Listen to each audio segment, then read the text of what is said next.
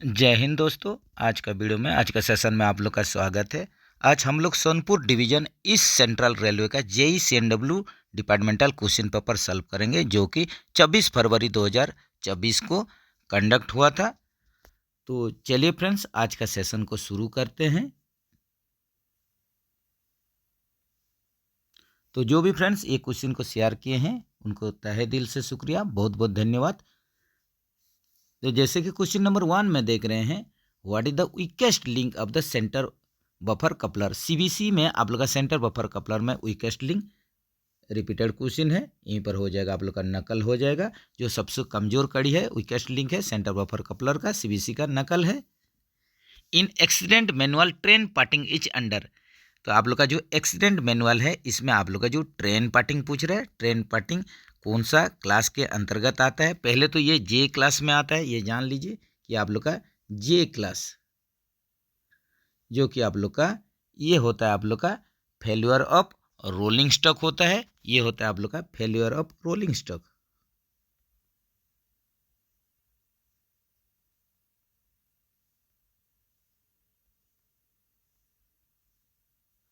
तो इसमें भी आप लोग का जो कैटेगराइज किया गया है इसके ऊपर भी हम लोग देखेंगे।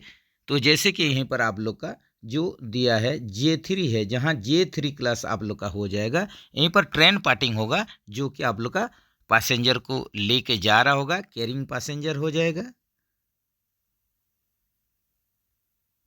ये हो जाएगा आप लोग का कैरिंग पैसेंजर। J4 क्लास जो होगा, J4 क्लास ये नॉट कैरिंग पैसेंजर, ये ट्रेन पार्टिंग होगा, लेकिन इसमें आप लोग का पैसेंजर नहीं रहेंगे।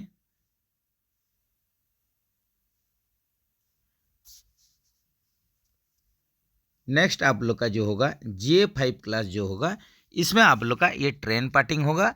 तो ये ट्रेन पार्टिंग आप लोग का किसके चलते होगा, ये आप लोग का failure of rolling stock due to, ये आप लोग का व्हील एक्सेल ब्रेकिंग apparatus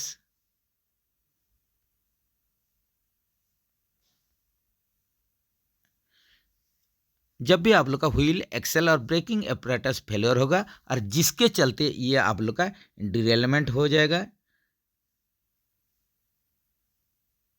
तो यही कैटेगरी में आप लोग का J5 क्लास आता है, जिसमें कि टोटल आप लोग का ये फेलियर ऑफ रोलिंग स्टॉक हो जाएगा और इसके चलते आप लोग का ट्रेन पार्टिंग और आप लोग का जो डिरेलमेंट हो जाएगा, जो कि आप लोग का इसका कॉज होगा व्हील एक्सेल या ब्रेकिंग apparatus जो फेलियर हो जाएगा। तो वहीं पर आप लोग का ये कवर करेगा, आप लोग का जो आप लोग का ट्रेन पार्टिंग होगा यही J5 क्लास ही कवर करेगा। इसी हिसाब से आप लोग का सही आंसर ऑप्शन सी होगा। और आप लोग का जो J10 क्लास है ये आप लोग का poor brake power in the train, ये आप लोग का पुअर, कोई भी ट्रेन में आप लोग का ये पुअर ब्रेक पावर के लिए है, ये भी ध्यान में रखिए।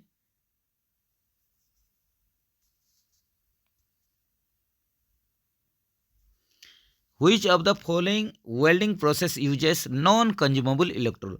तो नॉन कंज्यूमेबल इलेक्ट्रोड के लिए हम लोग जैसे कि TIG welding, tungsten, gas welding, ये आप लोग का इसमें जो इलेक्ट्रोड यूज होता है नॉन कंज्यूमेबल है।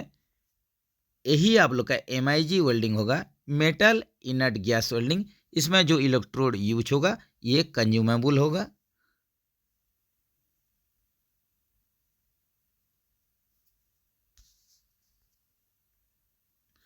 Arc length in arc welding should be nearly equal to.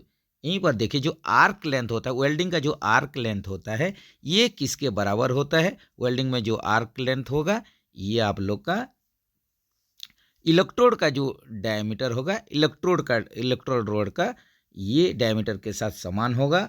Option A के साथ चलिए, इक्वल हो जाएगा, equal to diameter of electrode. Decibel is the unit to measure. ये देखिए डेसिबल किसका यूनिट है, ये साउंड का यूनिट है।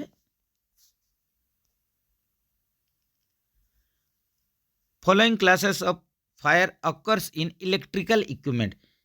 इलेक्ट्रिकल शॉर्ट सर्किट के चलते जो आप लोग का एक्सीडेंट होता है उसको कौन सा क्लास हम लोग यहीं पर कंसिडर करेंगे, यहीं पर ये हो जाएगा आप लोग का सी क्लास हो जाएगा। जो इलेक्ट्रिकल शॉर्ट सर्किट के चलते जो आग लगता है उसका क्लासिफिकेशन होता है क्लास सी फायर। तो जैसे कि आप लोग का क्लास ए फायर, ये आप लोग का किसके चलते, जब भी आप लोग का पेपर हो गया, लकड़ी हो गया, वुड, रबर, प्लास्टिक, यही सब आइटम जलने के कारण जो आग क्रिएट होता है क्लास ए फायर होता है। क्लास बी फायर ये होता है आप लोग का ड्यू टू इनफ्लेमेबल लिक्विड, ये आप लोग का जो ज्वलनशील तरल पदार्थ होता है, जैसे कि आप लोग का क्लास बी फायर जो होगा इनफ्लेमेबल लिक्विड के चलते।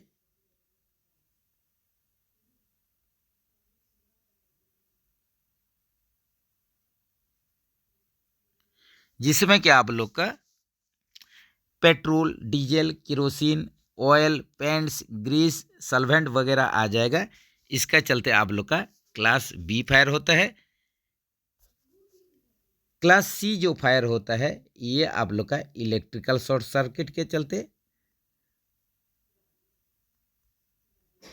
इसी हिसाब से आप लोग का जो डी क्लास आप लोग का कैटेगरी है, ये आप लोग का जो कम्बस्टिबल मेटल है, दहनशील पदार्थ है, दहनशील आप लोग का मेटल है, कम्बस्टिबल मेटल।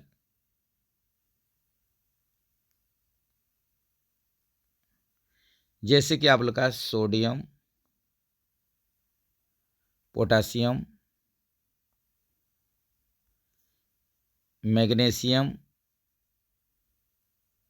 यही सब जो कम्बस्टिबल मेटल है इसके चलते जो आग लगता है इसको डी क्लास में हम लोग कैटेगराइज करते हैं। तो यहीं पर आप लोग का जो सही ऑप्शन जो इलेक्ट्रिकल इक्विपमेंट के लिए ये क्लास सी फायर हो जाएगा। Dash is the best suited to extinguish oil और इनफ्लेमेबल लिक्विड फायर। आप लोग का ऑयल और जो ज्वलनशील तरल पदार्थ के चलते जो आग लगा हुआ है उसको आप लोग का बुझाने के लिए किस टाइप का फायर एक्सटिंग्विशर यूज किया जाएगा, यहीं पर जो ऑप्शन दिया है उसी अनुसार आप लोग का फोम टाइप का फायर एक्सटिंग्विशर यूज किया जाएगा। How many sets of school pass issue to railway employ. Railway कर्मचारी को स्कूल पास कितने सेट जारी किया जाता है, 3 सेट्स पर ईयर, एक साल में 3 सेट दिया जाता है school pass. Break journey is not permissible in case of, break journey कौन सा आप लोग का पास में दिया नहीं जाता है, ये देखिए जो सेटलमेंट पास होता है इसमें आप लोग का ब्रेक जर्निंग अलाउड नहीं होता है। Who is the authority to grant study leave in abroad, विदेश में आप लोग का स्टडी लीव के लिए, फॉरेन में स्टडी लीव के लिए, अध्ययन अवकाश के लिए जो कॉम्पिटेंट अथॉरिटी रहेंगे ये हो जाएंगे रेलवे बोर्ड। ऑप्शन ए के साथ चलिए।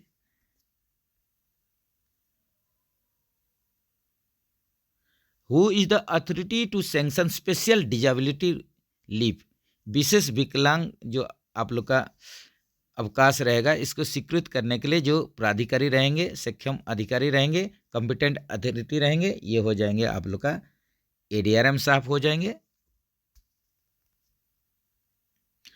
How many days of LHP can be accumulated to an employ in his service life, पूरे सर्विस लाइफ के दौरान आप लोग कितना एलएचपी जमा कर सकते हैं, तो ये इसके लिए कोई लिमिट नहीं है, ये अनलिमिटेड है, कितनों भी आप लोग जमा कर सकते हैं। लेकिन एलएपी के लिए आप लोग का 300 दिन, यहीं पर लास्ट में आप लोग का टोटल सर्विस खत्म होने का 300 दिन का एलएपी का एनकेसमेंट होता है, तो ये आप लोग का हो जाएगा एलएपी के लिए, ये आप लोग का 300 या 300 प्लस 15 डेज यही होता है आप लोग का एलएपी के केस में।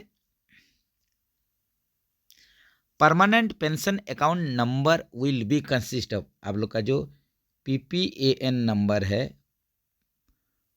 परमानेंट पेंशन अकाउंट नंबर, ये कितना डिजिट का होता है, ये 16 डिजिट का होता है, ये देखिए ऑप्शन सी के साथ चलिए। इस हिसाब से आप लोग का जो पैन कार्ड नंबर है ये आप लोग का परमानेंट अकाउंट नंबर ये 10 डिजिट का होता है। इसी हिसाब से आप लोग का pan card, permanent retirement account number ये 12 डिजिट का, आधार कार्ड ये भी 12 डिजिट का। इसके बाद आप लोग का पीएनआर जो नंबर रहेगा, पैसेंजर नेम रिकॉर्ड ये रहेगा आप लोग का 10 डिजिट का। तो किसी किसी में अल्फ़ा न्यूमेरिकल भी रहेगा, अल्फ़ाबेट भी रहेगा, आप लोग का नंबर भी रहेगा, ये भी जरूर ध्यान में रखें। The NRV is provided in, NRV देखिए नॉन रिटर्न वाल्व जो होता है ये एफपी लाइन में दिया जाता है। रिपीटेड क्वेश्चन, जो gap gauge test is perform when knuckle is, जो गैप जो गेज टेस्ट करेंगे नकल बंद की अवस्था में, क्लोज्ड कंडीशन में हमेशा किया जाएगा, इसको किया जाना चाहिए। The international labour convention in year 1921 was held at, वर्ष 1921 में अंतर्राष्ट्रीय श्रम सम्मेलन कहाँ आयोजित किया गया था? तो ये आप लोग का जेनेवा स्विट्जरलैंड में किया गया था।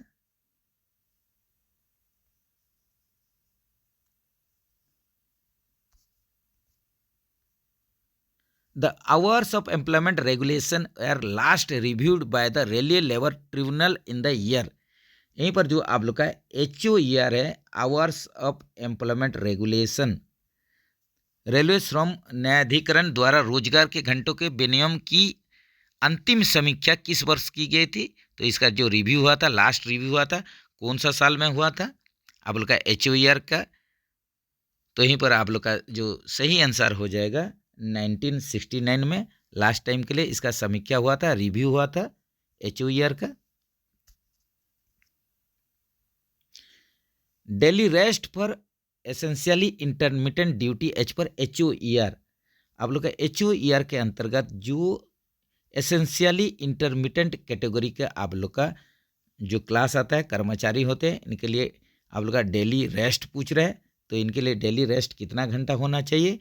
आप लोग का EI कैटेगरी के लिए, एसेंशियली इंटरमिटेंट कैटेगरी के लिए, तो इनके लिए ये हो जाएगा 8 आवर्स हो जाएगा। जैसे कि इसमें आप लोग का HOER में ये 4 कैटेगरी के आप लोग का एम्प्लॉय कर्मचारी रहते हैं, इंटेंसिव, कंटिन्यूअस, एसेंशियली इंटरमिटेंट और एक्सक्लूडेड, यही 4 कैटेगरी के आप लोग का स्टाफ रहते हैं। Fire extinguisher should be रिफिल्ड, fire extinguisher को रिफिल करेंगे, इसको फिर से भरेंगे तो आफ्टर 1 ईयर, 1 साल के बाद। All 140 ton BD crane hoisting, lifting and slings chain in the position of all departments must be tested at nominated workshop. तो यहीं पर क्वेश्चन है आप लोग का 140 टन BD क्रेन में आप लोग का जो होस्टिंग हो गया, लिफ्टिंग, स्लिंग चेन, जितना आप लोग का चेन है, होस्ट है, इस सब को आप लोग को जो टेस्ट करेंगे इसका इंटरवल कितना होना चाहिए? तो ये आप लोग का जो भी चेन होस्ट वगैरह यूज होता है 140 टन BD क्रेन में, इसको आप लोग टेस्टिंग करेंगे वंस इन ए ईयर, साल में एक बार जैसे भी इसका टेस्ट करना है। नॉमिनेटेड वर्कशॉप रहेगा, वहीं पर ही इसका टेस्ट होगा। ऑप्शन ए के साथ चलिए। Who among the following root Sanskrit grammar, आप लोग का संस्कृत ग्रामर कौन लिखा है? ये देखिए जो पाणिनि है, पाणिनि यही लिखे हैं संस्कृत का grammar. Which among the following head streams meets the Ganga in last, निम्नलिखित में से कौन से प्रमुख धारा सबसे अंत में गंगा में मिलती है? तो यहीं पर देखिए इसका जो सही आंसर होगा ये आप लोग का भागीरथी हो जाएगा, यहीं पर हो जाएगा ऑप्शन डी के साथ चलिए, Bhagirathi.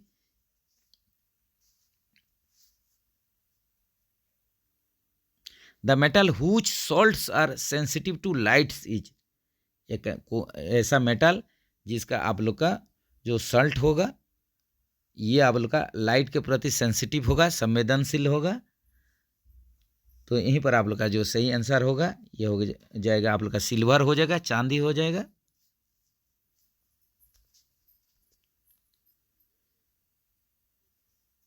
River Luni originates near Pushkar and drains into which one of the following.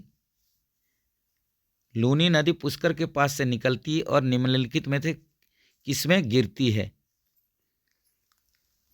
तो यहीं पर देखिए ऑप्शन में हम लोग चलते हैं। तो ऑप्शन में चलेंगे तो देखिए आप लोग का जो सही आप लोग का ऑप्शन होगा लूनी नदी पुष्कर के पास से ये ओरिजिनेशन होता है, ओरिजिनेट होता है और ये जाके आप लोग का कहाँ पर ये ड्रेन हो जाती है, कहाँ पर ये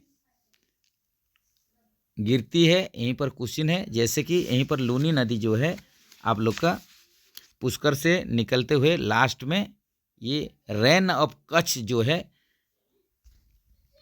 जो आप लोग का मरुभूमि है, रेगिस्तान है कच्छ का, यहीं पर ही ये लास्ट में इसका ये ख़त्म होता है। तो यहीं पर हो जाएगा सही option rain of Kutch. Kutch के रेगिस्तान पर ये लास्ट में समा जाता है, यहीं पर ही इसका धारा ख़त्म हो जाता है।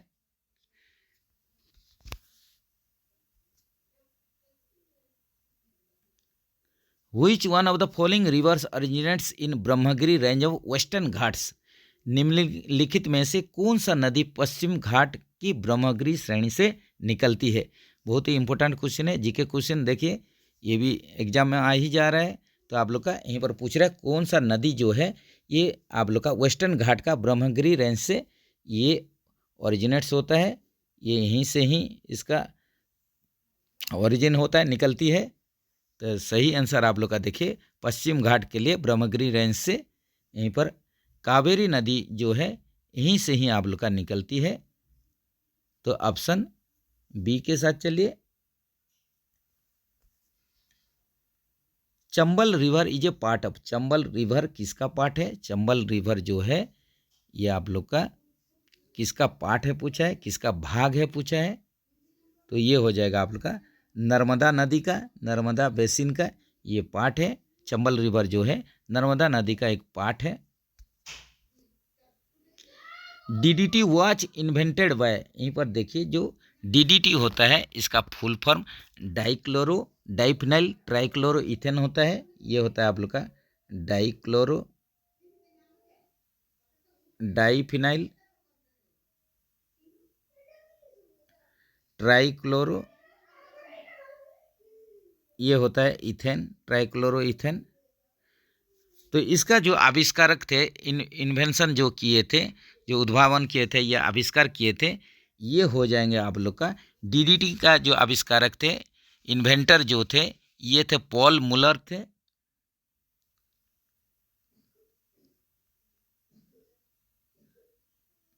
जो कि आप लोग का स्विट्जरलैंड का एक रसायन शास्त्री थे, केमिस्ट थे।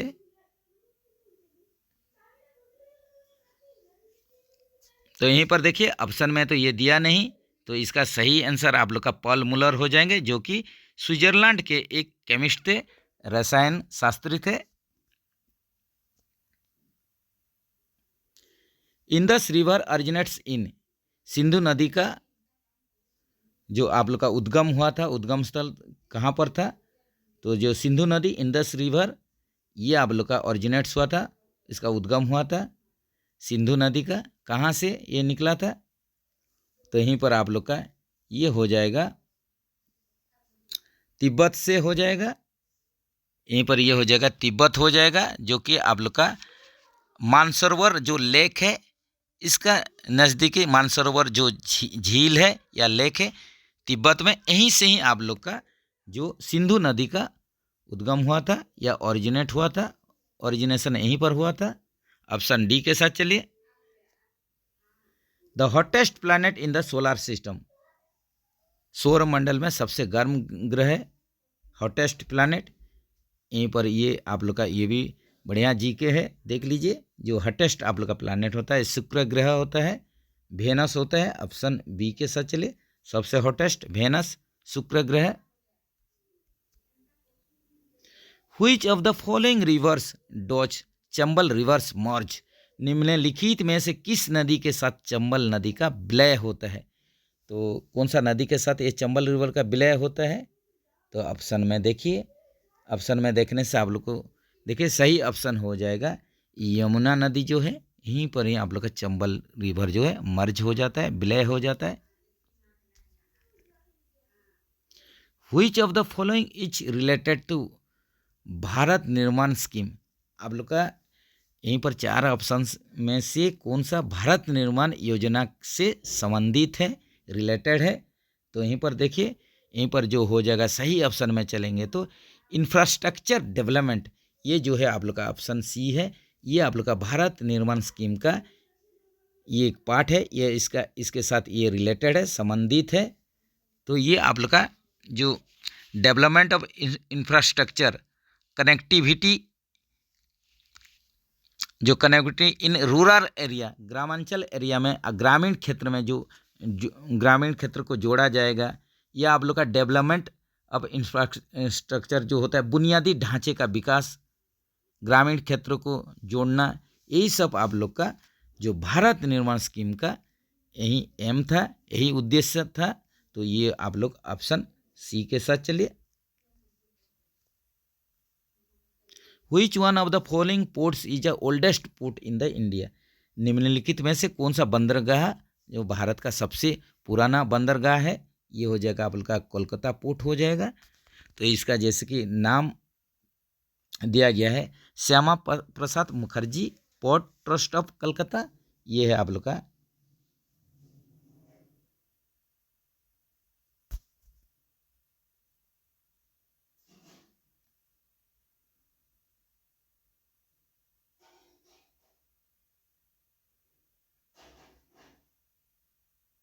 श्यामा प्रसाद मुखर्जी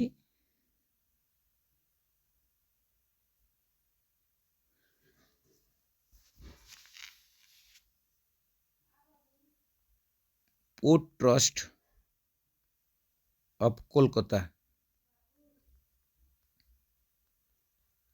ये आप लोग का सबसे पुराना बंदरगाह है, ओल्डेस्ट पोर्ट है इंडिया का, भारत का सबसे पुराना बंदरगाह। तो यहीं पर ये जो आप लोग का इसका जो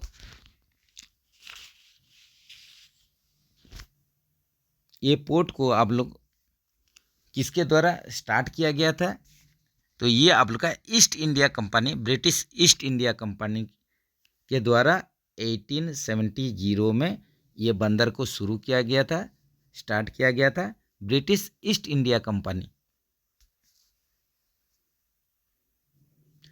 Which of the following is not a nuclear power centre, यहीं पर देखिए कौन सा परमाणु ऊर्जा केंद्र नहीं है, न्यूक्लियर पावर प्लांट नहीं है। तो यहीं पर जैसे कि आप लोग ऑप्शन ए में देख रहे हैं नैरोरा,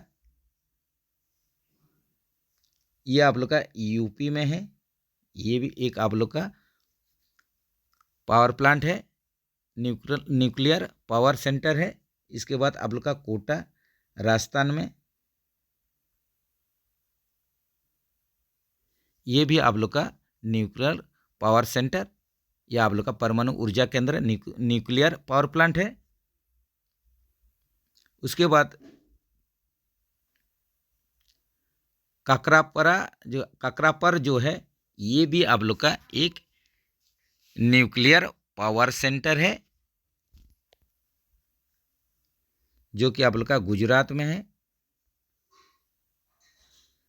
चमेरा जो है ये आप लोग का न्यूक्लियर यहीं पर पावर प्लांट नहीं है या पावर सेंटर नहीं है। ये आप लोग का जो चमेरा है ये हाइड्रो इलेक्ट्रिक आप लोग का प्रोजेक्ट है,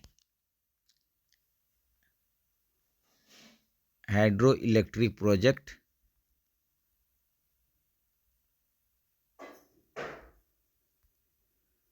तो ये आप लोग का जो चमेरा है ये एक हाइड्रो इलेक्ट्रिक प्रोजेक्ट है, जो कि आप लोग का हिमाचल प्रदेश में है, हिमाचल प्रदेश। और ये जो है आप लोग का रवि नदी में बनाया गया है। ये आप लोग का रिवर का नाम है रवि नदी, हिमाचल प्रदेश। ये आप लोग का चमेरा जो है एक हाइड्रो इलेक्ट्रिक प्रोजेक्ट है, ये भी जरूर याद रखें। Grand Central Terminal Park Avenue New York is the world's, यहीं पर देखिए जो Grand Central Terminal Park Avenue New York में है, ये क्या है, ये सबसे बड़ा लार्जेस्ट रेलवे स्टेशन है। वर्ल्ड का सबसे लार्जेस्ट रेलवे स्टेशन जो है आप लोग का grand Central Terminal Park Avenue New York, ये याद रखिए। ऑप्शन सी के साथ चलिए, जिसका कि आप लोग का जो एरिया है ये आप लोग का 49 एकर्स की जगह पर बना हुआ है, 44 प्लेटफॉर्म है और आप लोग का 67 ट्रैक भी है।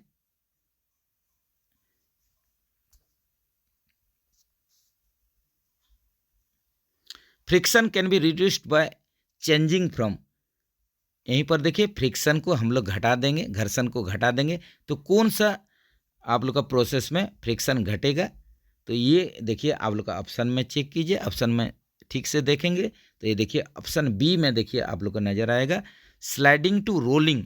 जब ये स्लाइडिंग टू रोलिंग मोशन कर देंगे तो आप लोग का जो फ्रिक्शन है ये बहुत ही घट जाएगा। ऑप्शन बी के साथ चलिए।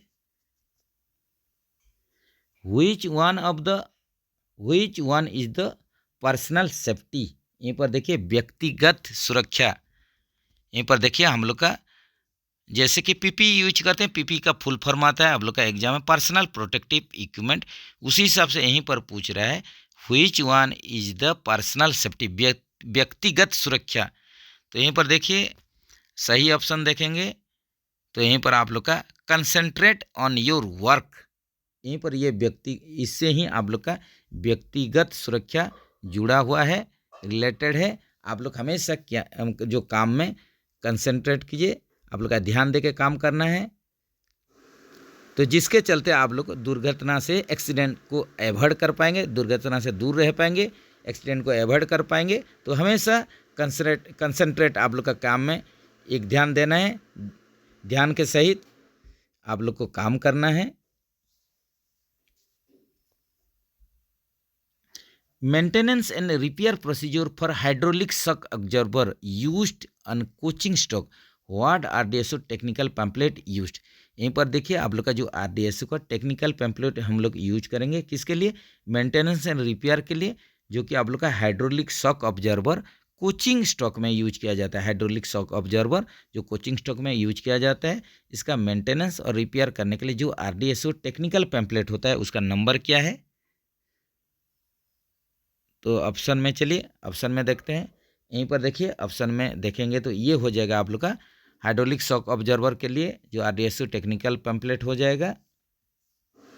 ऑप्शन सी के साथ चलिए, C6803 जो है ये हो जाएगा आप लोग का technical RDSO technical pamphlet, repair और मेंटेनेंस करेंगे हाइड्रोलिक शॉक ऑब्जर्वर के लिए।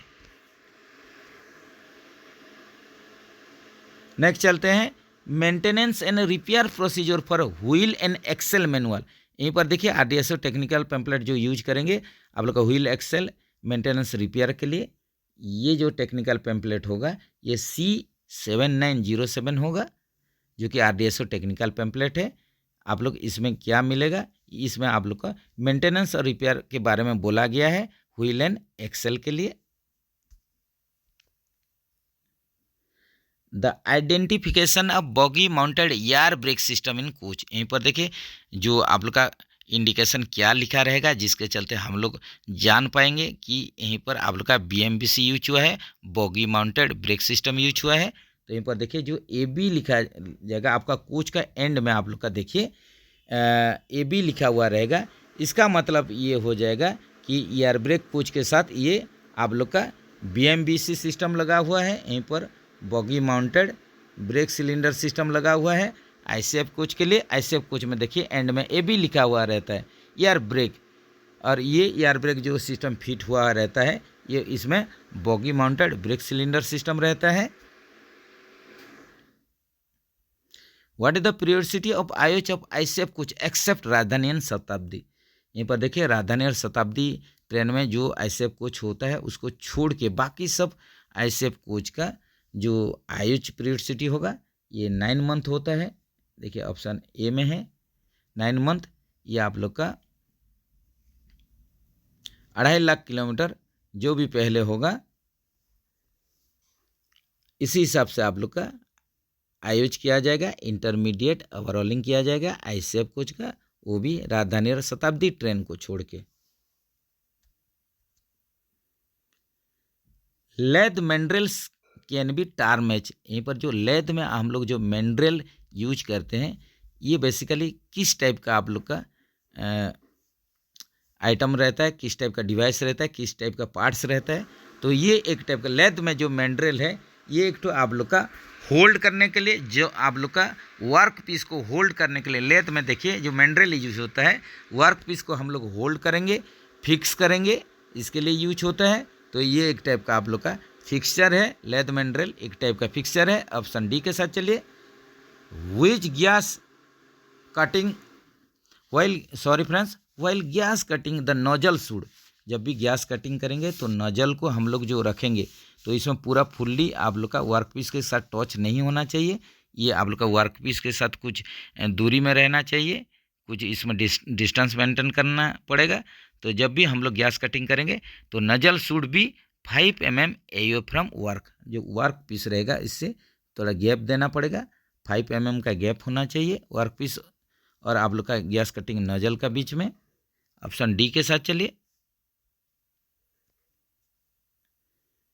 The chief alloying element of stainless steel, stainless steel आप लोग का जो एक टाइप का एलॉय है, तो ये एलॉय जो है इसमें आप लोग का कौन सा एलिमेंट इसमें ज़्यादा रहता है, तो इसमें जो ज़्यादा रहता है, जैसे स्टील एक मिश्र धातु है, मिश्र धातु में कौन सा एलिमेंट ज़्यादा रहता है, ऑप्शन में देखिए, ऑप्शन में सही चेक कीजिए। तो आप लोग का ऑप्शन ए में देखिए जो क्रोमियम और निकेल है ये सबसे आप लोग का ज़्यादा रहता है ये एलिमेंट स्टेनलेस स्टील में।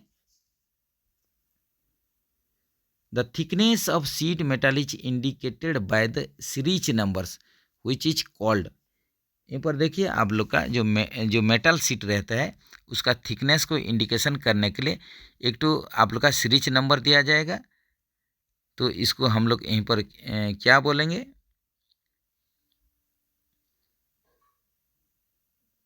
तो यहीं पर आप लोग का सही ऑप्शन देखिए क्या हो जाएगा, तो यहीं पर आप लोग का जो सही ऑप्शन हो जाएगा इसको हम लोग बोलेंगे गेज बोलेंगे।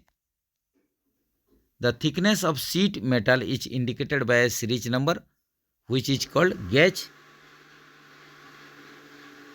तो सीरीज नंबर दिया हुआ रहेगा आप लोग का मेटल शीट का इंडिकेशन के लिए एक सीरीज नंबर आप लोग का दिया जाता है जिसको हम लोग गेज बोल के बोलते हैं। ऑप्शन बी के साथ चलिए। जैसे कि आप लोग का स्टैंडर्ड SWG रहता है स्टैंडर्ड वेयर गेज, इसमें तो आप लोग का वेयर का डायमीटर आप लोग का मापा जाता है, इसके साथ साथ आप लोग का जो मेटल शीट का थिकनेस भी यहीं पर आप लोग मेजर कर सकते हैं। मेटल शीट का जो थिकनेस रहता है इसी से ही आप लोग का कितना गेज का ये शीट है ये पता चलता है। Which one of the following gauge is used to checking cylinder which are not kept in vertical or horizontal position, तो यहीं पर आप लोग का देखिए वो कौन सा आप लोग का गेज यूज करेंगे, आप लोग का सिलेंडर को चेक करेंगे, जैसे कि आप लोग का यहीं पर आप लोग का वर्टिकल या हॉरिजॉन्टल कंडीशन में उसको नहीं रखना है, वही कंडीशन में तो जो चेक करेंगे इसके लिए जो गेज यूज होगा इसको हम लोग क्या बोलेंगे, वो गेज को Which one of the following gauge is used for checking cylinder, cylinder को चेकिंग करने के लिए गैज यूज करेंगे which are not kept in vertical और हॉरिजॉन्टल पोजीशन, जिसको कि आप लोग का वर्टिकल या हॉरिजॉन्टल पोजीशन में रखा नहीं जाता है, तो ये आप लोग का क्या हो जाएगा, ये हो जाएगा आप लोग का पायलट गैज हो जाएगा। ऑप्शन ए के साथ चलिए।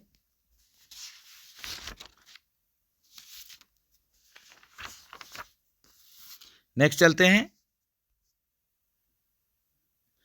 While drilling in the lathe, the drill is held in the, यहीं पर देखिए जो आप लोग का हेड स्टॉक टेल स्टॉक के बारे में आप लोग सुने होंगे, तो जब भी आप लोग लेथ में ड्रिलिंग करते हैं तो ड्रिल बिट को आप लोग का कहाँ पर रखा जाता है, तो यहीं पर आप लोग का टेल स्टॉक में इसको रखा जाता है। ऑप्शन सी के साथ चलिए।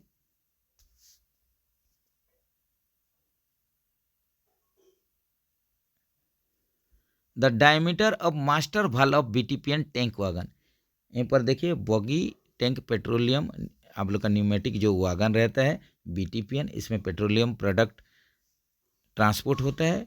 तो इसमें जो मास्टर वाल्व रहता है इसका डायमीटर पूछा है जो कि आप लोग का 100 mm। बहुत ही important question. Distance between the control rod head and the barrel of SAB each named H. यहीं पर देखिए जो डायमेंशन और डिस्टेंस पूछ रहा है कंट्रोल हेड और एसएबी जो बैरल फेस रहता है इसका बीच में जो दूरी होता है इसको हम लोग ए डायमेंशन बोलते हैं, याद रखिए। जो कि आप लोग का मैक्सिमम वागन के लिए 70 + 2 - 0 mm होता है जो ए डायमेंशन। बीओ बीआरएन के लिए आप लोग का अलग हो जाता है। बीओ बीआरएन के केस में ये 27 + 2 - 0 mm ए डायमेंशन हो जाता है। ये भी एग्जाम में आता है, इसको जरूर याद रखें। How much pressure should drop in a minute after putting a test plate in locomotive of freight train. यहीं पर देखिए ये लोकोमोटिव के लिए पूछ रहा है क्वेश्चन है। तो कितना आप लोग प्रेशर ड्रॉप करेंगे 1 मिनट में जब आप लोग टेस्ट प्लेट को लोकोमोटिव में आप लोग फिट करेंगे, उसके बाद कितना प्रेशर आप लोग को ड्रॉप करना चाहिए 1 मिनट में। How much pressure should be drop in a minute after putting a test plate in locomotive of freight train. तो इसका सही आंसर हो जाएगा कितना आप लोग प्रेशर ड्रॉप करेंगे 1 मिनट में। ये ड्रॉप करेंगे 1 kg प्रेशर ड्रॉप करेंगे। जैसे कि आप लोग का लोको लीकेज टेस्ट होता है, यही कंडीशन में ये सब आप लोग का किया जाता है।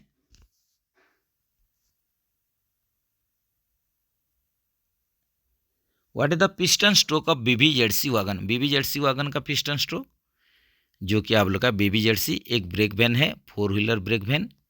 तो इसका पिस्टन स्ट्रोक कितना होगा? इसका पिस्टन स्ट्रोक आप लोग का ये देखिए ऑप्शन में चलते हैं तो इसका हो जाएगा आप लोग का 70 ± 10 mm। इसी हिसाब से आप लोग बीबीजेडआई का पिस्टन स्ट्रोक बताइए और बीबीसीएम का भी पिस्टन स्ट्रोक जरूर कमेंट्स में बताइए। Control rod of SAB when rotates for 1 round.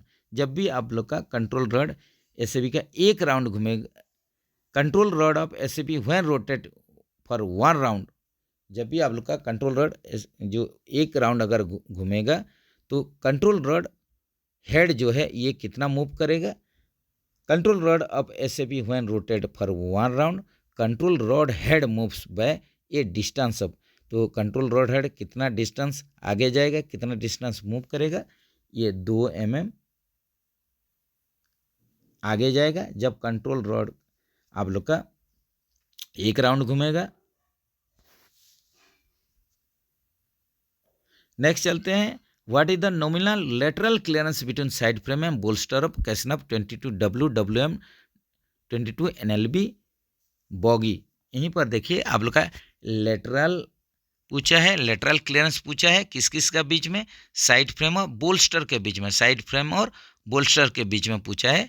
ये भी आप लोग का कैसनफ 22W WM और 22 NLB के लिए। तो यहीं पर आप लोग को जानना पड़ेगा लेटरल क्लियरेंस और ये किस किस के बीच में? साइड फ्रेम और बोल्स्टर के बीच में। तो ये कितना होना चाहिए? कैसनफ 22W WM 22 NLB बॉगी के लिए। तो ये आप लोग का जो हो जाएगा 18 mm हो जाएगा। बहुत इंपॉर्टेंट क्वेश्चन है, बार बार रिपीटेडली आ रहा है ये question. What is the nominal lateral clearance between side frame and axle box adapter. यहीं पर देखिए जो लेटरल क्लियरेंस पूछा है साइड फ्रेम और एक्सेल बॉक्स एडाप्टर के बीच में पूछा है। यही चीज़ें आप लोग को ध्यान रखना पड़ेगा किस किस का बीच में पूछा है। तो ये लेटरल क्लियरेंस जो है साइड फ्रेम और एक्सेल बॉक्स एडाप्टर के बीच में, तो ये आप लोग का पूछा है कितना होगा? जो कि आप लोग का 22 NL NLB और HS बोगी के लिए, 22 NL NLB और HS बोगी के लिए लेटरल क्लियरेंस पूछा है साइड फ्रेम और एक्सेल बॉक्स एडाप्टर के बीच में। तो ये आप लोग का हो जाएगा 16 mm हो जाएगा। ऑप्शन बी के साथ चलिए। IS specification of lubricant use to lubricate centre pivot of CASNUB trolley. यहीं पर देखिए सेंटर पिवट कैसनफ ट्रॉली का जो लुब्रिकेट करेंगे, इसमें आप लोग का ग्राफाइट फ्लेक्स यूज होता है, ग्राफाइट फ्लेक्स, ये आप लोग का ग्राफाइट का पाउडर यूज होता है। तो इसका आप लोग का स्पेसिफिकेशन क्या रहेगा, इसका जो आप लोग का स्पेसिफिकेशन हो जाएगा, ये याद रखिए, इंपॉर्टेंट क्वेश्चन है। IS 495 इसका स्पेसिफिकेशन है ग्राफाइट फ्लेक्स का, जो कि आप लोग का लुब्रिकेंट के तौर पर सेंटर पिवट में यूज होता है। Inspection of thickness of H2SO4 barrel carried out with, एक बार देखिए H2SO4 बैरल का मोटाई की निरीक्षण किसके साथ किया जाता है। तो जब भी आप लोग सल्फ्यूरिक एसिड बैरल जो रहेगा, इसका आप लोग का थिकनेस चेक करेंगे, इंस्पेक्शन करेंगे, तो इसके लिए आप लोग का जो मीटर यूज करेंगे, इसको हम लोग क्या बोलेंगे, इसको बोलेंगे डी मीटर। ऑप्शन ए के साथ चलिए। तो चलिए फ्रेंड्स, आज के लिए यहीं पर आप लोग का सोनपुर डिवीजन जो ईस्ट सेंट्रल रेलवे का JSNW क्वेश्चन पेपर सॉल्व कर रहे हैं, यहीं तक ही रखते हैं। 55 तक सॉल्व करते हैं। नेक्स्ट वीडियो में 56 क्वेश्चन से सॉल्व करेंगे। तो तब के लिए आप लोग बढ़िया से प्रिपरेशन कीजिए। फिर मिलेंगे नेक्स्ट वीडियो में। नेक्स्ट वीडियो का इंतज़ार कीजिए। जय हिंद दोस्तों।